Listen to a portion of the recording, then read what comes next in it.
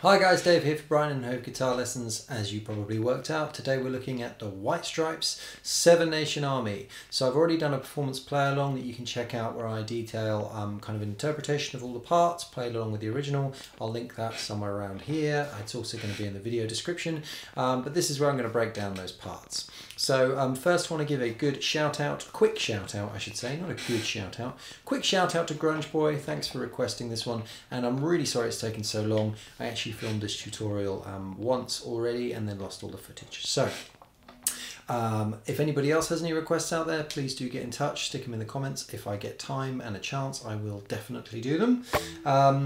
This is a great tune. I do this in one of my bands all the time. It's really, really good fun. We are going to be interpreting the bassy part.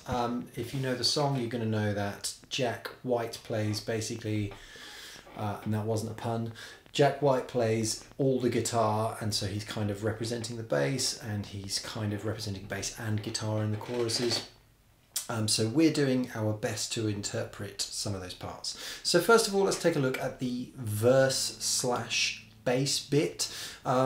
I do have some pedals which kind of make it sound more like a bass, but I figure that you may not have those pedals at home.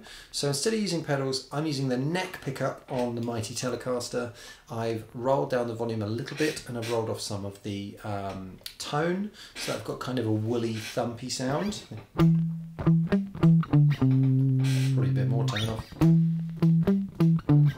So that's what I got. So here's the part.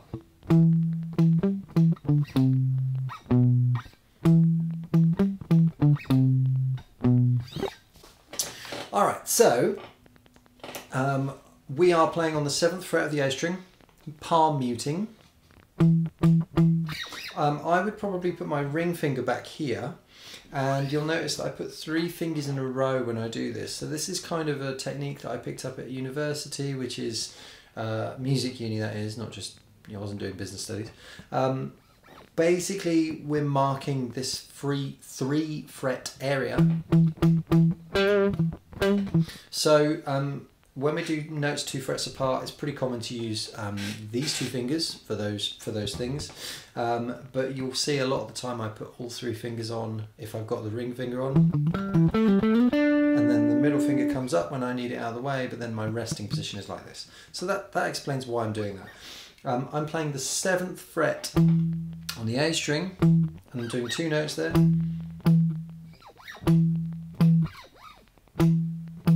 It's kind of got its own vibe. Let's make a new track. Yeah. Okay, then we reach out to the 5th fret of the D string. So I'm alternate picking this. I'm going down, up, down. And then we're back to the 7th fret on the A string, and we're going to do 7 and then 5. So I'll slow that bit right down.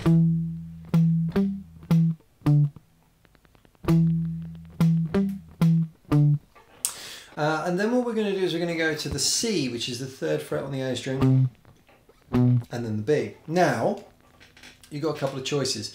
I prefer to play this like this. And then come back into position. If you really like using your little finger, you could do that, so then you'd never have to move. Or you could do... So the only problem with that, I've realised why I didn't do it like that at all, is that then you have to get your little ring finger back under here, like that. That's horrible. That's just not worth it. You end up doing this wiggly dance thing going on. It just feels much more natural to come down. So let's break that right down. We're going to go.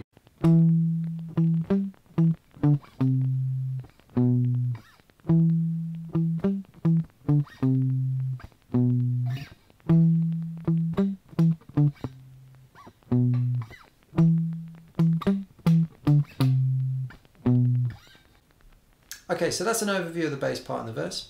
Then at the end of the verse we go to a G power chord, and then an A power chord. Okay, so here we're doing 3, 5, 5, and I'm just allowing the rest of the bar to just mute from the D string up. So if I hit the G string, B string or E string, that's muted. Now if you're not familiar with this technique, there's not much to it beyond thinking about the top finger, this first finger, rather than viewing it as a bar, like a capo that goes over everything, and rather than viewing it as just using the front of your finger, try and think more about using the edge of your finger. See how I'm not using the front, I'm turning it slightly on its side. And think about where the root note is. The root note is actually the low E string. So the top inside edge of my finger, I'm gripping onto that low E string so that I'm just using that first finger to target the low E string at the 3rd fret. And then my ring finger and my little finger are doing the other 2 notes of the chord. And it just means that I can relax the rest of my first finger. I can strike the whole guitar, and these are just going to be muted. So here we're doing 8th note strumming, so that's 1 and 2 and 3 and 4 and...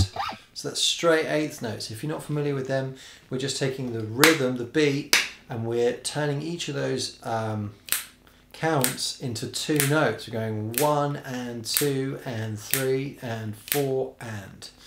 And here we're doing the same thing. So there's 4 beats in the bar, but we're fitting in 8 straight strums. 1 and 2 and 3 and 4. So now we're looking at the chorus part, or the kind of the riffy bit. Now, I should have said this at the beginning of the lesson, but basically this whole part is done on a slidey setup guitar.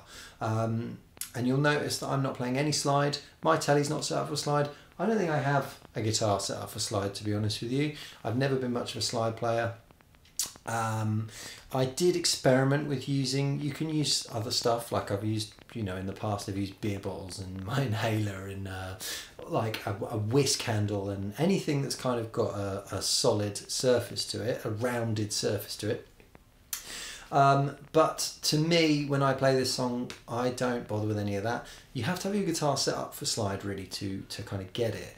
And if you watch the live version with Jack White, like his guitar has a really distinctive, thumpy, woolly, like it's all detuned. So we're just doing the best way of imitating it without retuning our guitars or having to change our entire setup. So here we're doing power chords for the... And then in the chorus, he's using a slide and all kinds of stuff, but we're just going to do...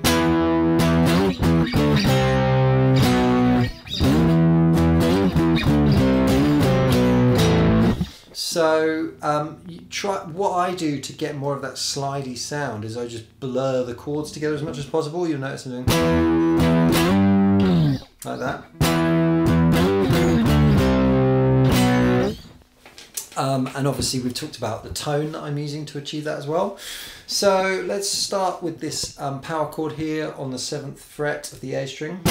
So this is the same power chord as I did here, and I'm using the same edge of my finger technique, but the middle finger here now is muting the low E string as well because the root note is now on the A string. So I'm using the edge of my finger to target the A string. My ring finger and little finger are doing the D and G strings at the 9th fret. And then my middle finger just flops over the top and just rests here so that if I hit any of the low E string, it's not coming out. And then this first bit, we're going to go.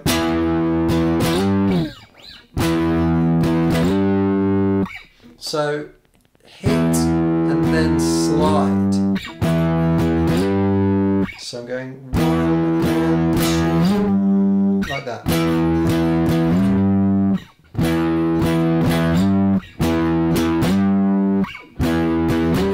Yeah, so I don't want to slow down the slide too much because it makes it all goes. It's not right. It doesn't sound right, but that kind of gives you an imitation of the part. Back to 7 here.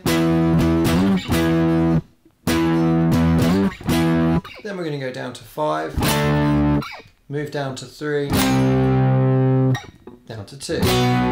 So really slow.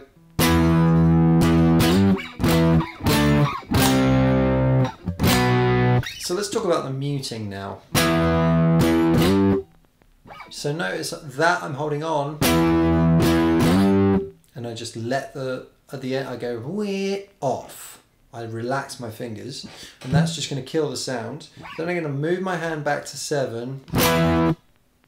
So I press it down, strum it, take it off, kill it. Move down to 5. Same thing, strum, release, down to 3. Little release this time because they're kind of close to each other. So slow the whole thing sounds like this.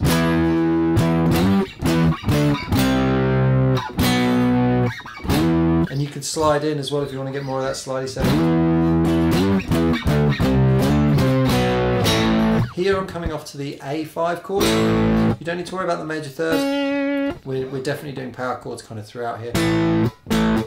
So that is open A, D at the 2nd fret and G at the 2nd fret. And I just use one finger for that. Okay, cool. So some of you may be watching this getting a little frustrated with the sliding into the power chords thing. I'm not going to lie, I can remember finding that really, really difficult for a long time. Certainly for the first 5 years of playing, that was not easy for me at all. And I'd love to say that there's an easy solution or something you need to change.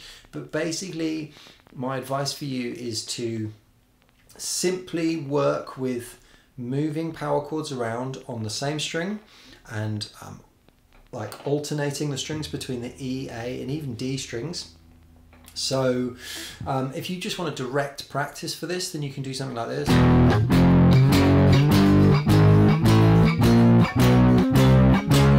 And then like from there start doing like groups of 2.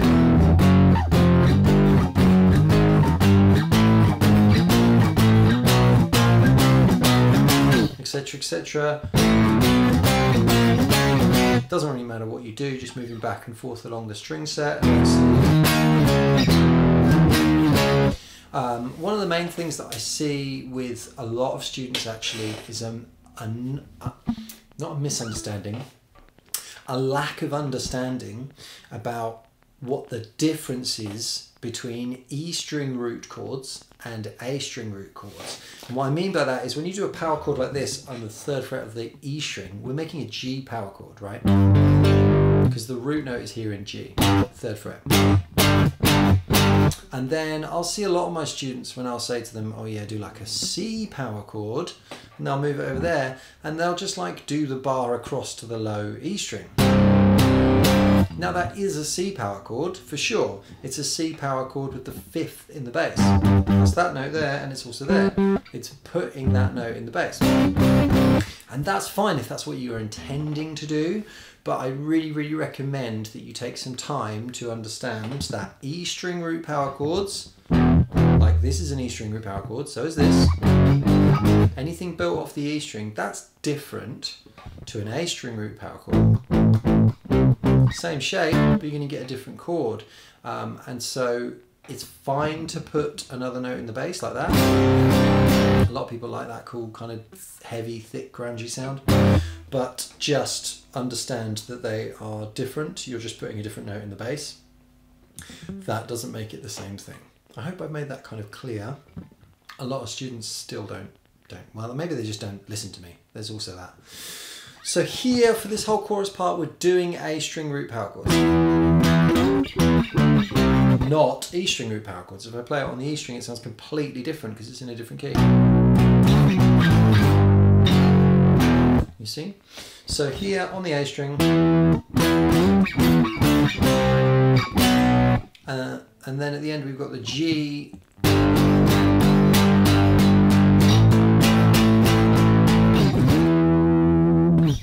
etc, etc. So let's take a little look at the solo, because after all that is what Grunge Boy really wanted me to do.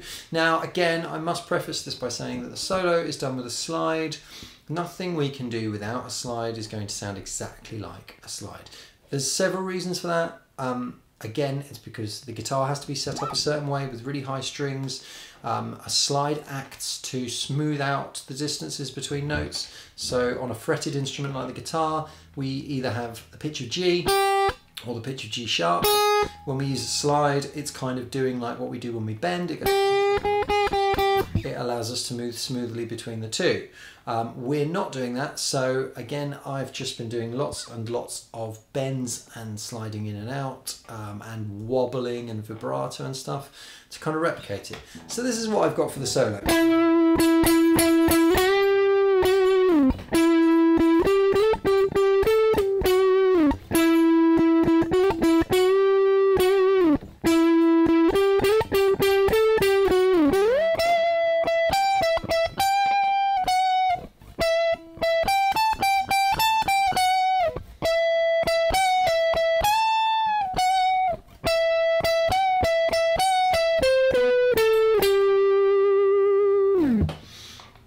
So let's look at it bit by bit. First we're going to start, the solo starts at the beginning of the second chorus. So the second chorus, there's not one time round with the vocal and then the solo starts immediately. So you get that.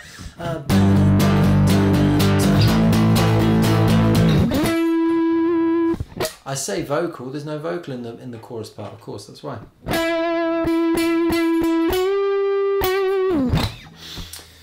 So let's go through that again. The second chorus, we're going to go straight into this.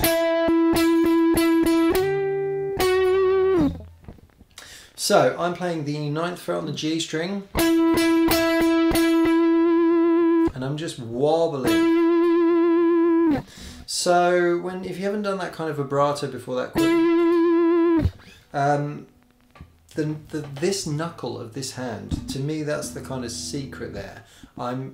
I'm pressing the tip of my finger into the front of the guitar, and that knuckle is resting on the lower rear part of the neck, like here, and I'm just wobbling. Like, people used to do this a lot when I was younger. It's like that kind of thing.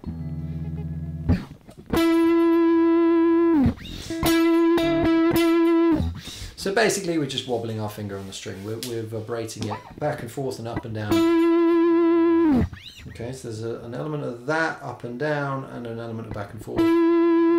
And we're picking... Now it's hard to hear exactly what he picks, but to me, that combined with the vibrato is about right. And then we're going to go up to 12 and off to 11. And then we're going to do...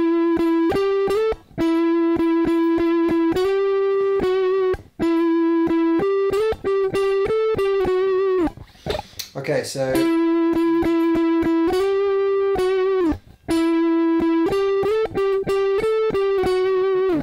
that obviously is 9 up to 12 on the G, then back to 12, and then back to 11. So really slow.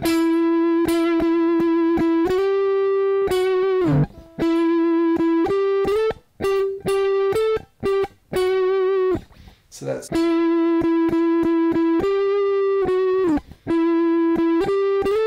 So look, I pick and slide off to 12 with the first finger. So ring finger's leading the charge there.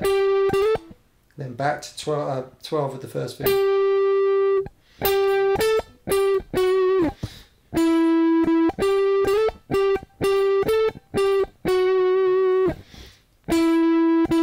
So pick the 12th fret with the ring finger, pick and slide, back to 12 with the first finger, and then I pick and stop, and then pick and hammer. Again, pick and stop. Move back to 11. Then the third bit of the phrase is ever so slightly different. I mean, this is the sort of thing that I kind of spend time trying to get really, really right, but you know, we haven't got a slide for a start, so it's never going to be exactly right. But to me, this third phrase sounds like.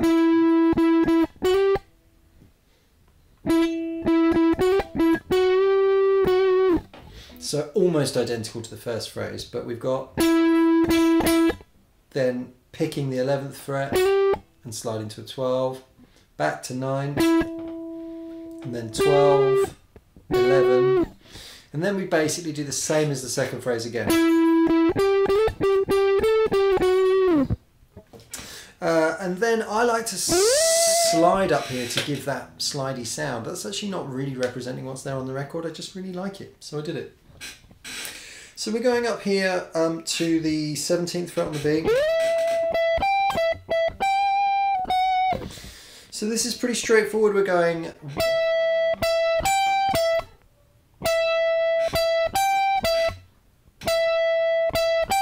so that's 17 on the B, then 15 on the top E, and back to 17.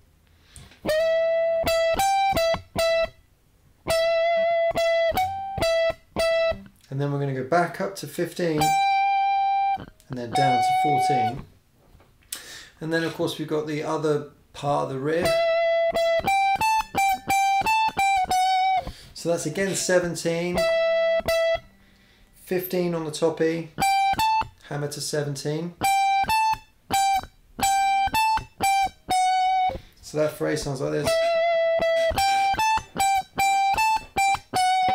So slow.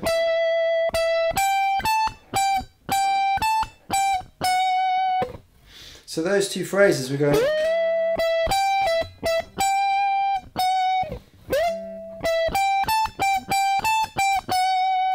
Okay, I'll do that again really slow.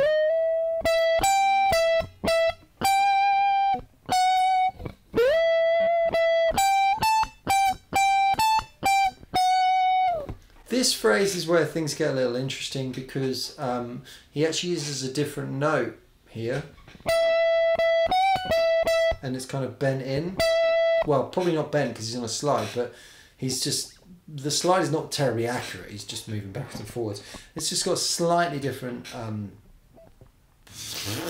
words, a slightly different phrasing. So I've done that by going 17, and then I'm going to 14 here. Now I'm using my first finger. If you've never seen me teach this kind of bending before, I do it a lot in the Eagle solo. Just one finger, just turn your finger so that the string is on the tip of your finger and just push it into the fretboard. It's quite a tough bend, so you can always do it with your middle finger if you want a bit more support. So there we're going.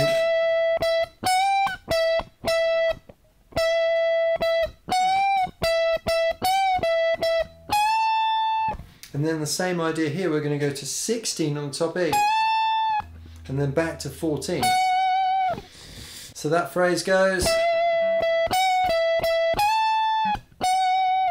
and then at the end we've got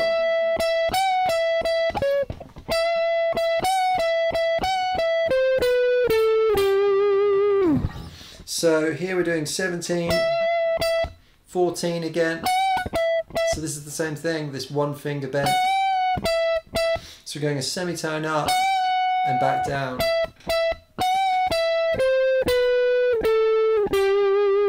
So that is 17 on the B,